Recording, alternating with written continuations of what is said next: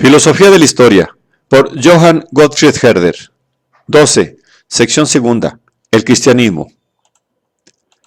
Mientras tanto, la providencia había considerado propicio preparar y mezclar para esta nueva fermentación de las sabias nórdicas y meridionales otro fermento nuevo, la religión cristiana.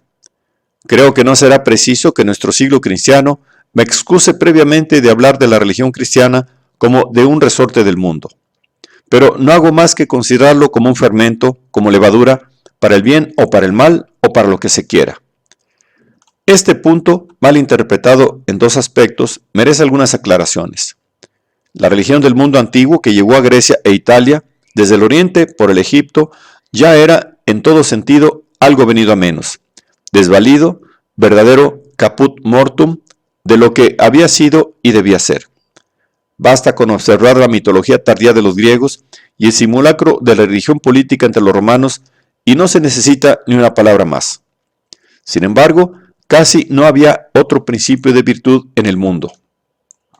El sacrificio romano por la patria había descendido de su altura y yacía en el pantano de la voluptuosidad y de la inhumanidad bélica. ¿En dónde había quedado el honor juvenil y el amor a la libertad de los griegos?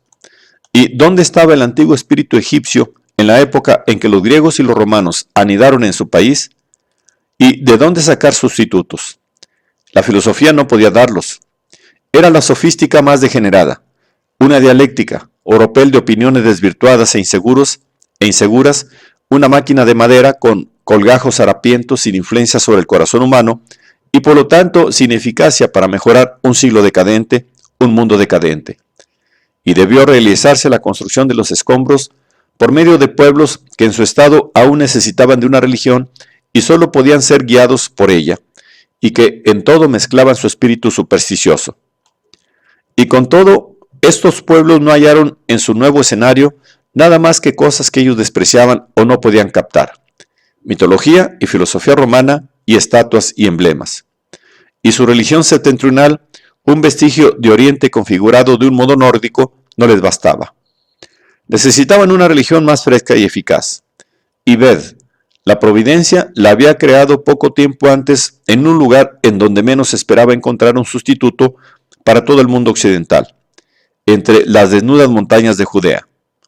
Poco antes del derrumbe de todo ese pueblo desprestigiado, precisamente en su última época, la más miserable, surgió aquella religión de un modo que será eternamente maravilloso, se mantuvo, se abrió camino de un modo igualmente mirífico a través de despeñaderos y cavernas, hasta llegar al escenario que tanto la necesitaba y sobre el que actuó tantísimo.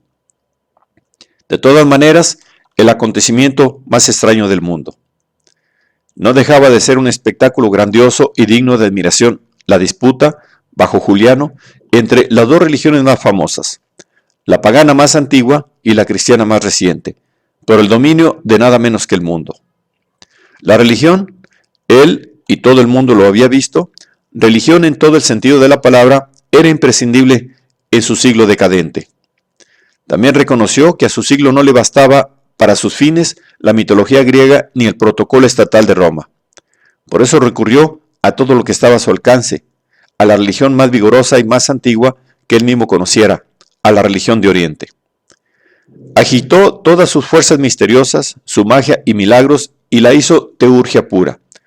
Recurrió cuanto pudo a la filosofía, al pitagorismo y al platonismo para darle a todo la más fina apariencia de razón. Colocó todo sobre el carro triunfal de la más grandiosa suntuosidad, arrastrado por los dos animales más indomables, la violencia y el fanatismo, dirigido por la política más refinada. Todo en vano, todo sucumbió. Ya había pasado su ciclo, miserable aderezo de un cadáver exánime que solo en otros tiempos pudo haber obrado maravillas. Triunfaba la desnuda religión nueva, el cristianismo. Se ve que el que trata el asunto es un extranjero, que tanto podría ser musulmán como mameluco, para escribir todo eso. Prosigo. Esta misma religión tan maravillosamente surgida debió ser, y esto es innegable de acuerdo a la intención de su fundador, no digo que llegó a serlo en la práctica en todos los tiempos, una auténtica religión de la humanidad, impulso amoroso y lazo de todas las naciones en una confraternidad, su final su finalidad desde el principio hasta el fin. Es igualmente seguro, aunque más tarde sus adictos hayan hecho de ella lo que quisieron, que fue la primera religión que enseñó las verdades espirituales tan puras, deberes tan entrañables, sin ostentación ni coacción, sin ningún velo ni superstición, y que quiso mejorar el corazón humano tan exclusiva, tan plena e íntegramente. Todas las religiones anteriores de pueblos y épocas mejores no han sido más que estrictamente nacionales, llenas de imágenes y disfraces, llenas de ceremonias y usos nacionales, a las que solo se enlazaban y agregaban postizamente ciertos deberes esenciales. En suma, religiones de un pueblo, de una comarca, de un legislador, de una época determinada. Esta nueva religión estaba en contraste evidente con todo. Era la filosofía moral más límpida, la teoría más pura de las verdades y deberes, independiente de todas las leyes y pequeñas constituciones nacionales, en suma, si se quiere, el deísmo más filantrópico. Y en este sentido, indudablemente, religión universal. Otros, y hasta los propios enemigos, demostraron que una tal religión no pudo haber brotado o surgido o haberse insinuado, dígase como se quiera, en otro momento, antes o después. La especie humana solo tuvo que prepararse para el deísmo durante muchos miles de años, tuvo que salir paulatinamente de su infancia, la barbarie, la idolatría y el materialismo.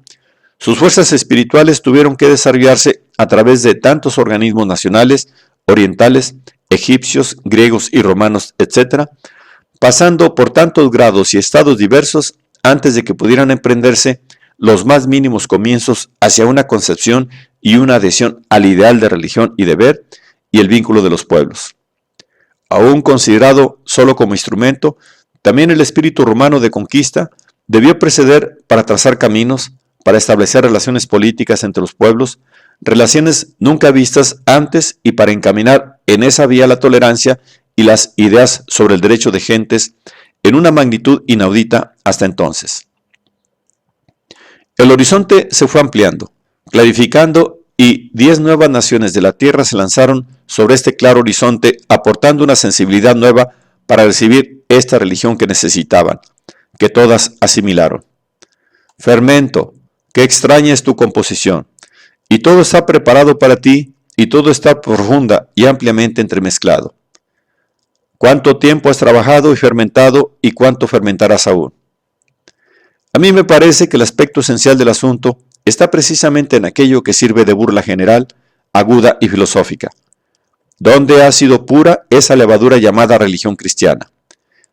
¿Dónde no se la ha mezclado con la masa de la mentalidad propia, más diversa y más repulsiva?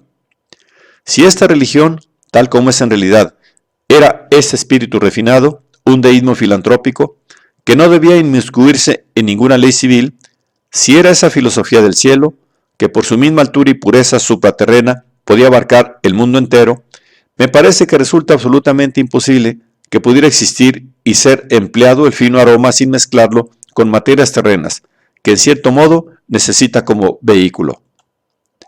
Era el modo natural de pensar de todos los pueblos con sus costumbres y leyes, inclinaciones y aptitudes, frío o cálido, bueno o malo, bárbaro o culto, todo tal cual era.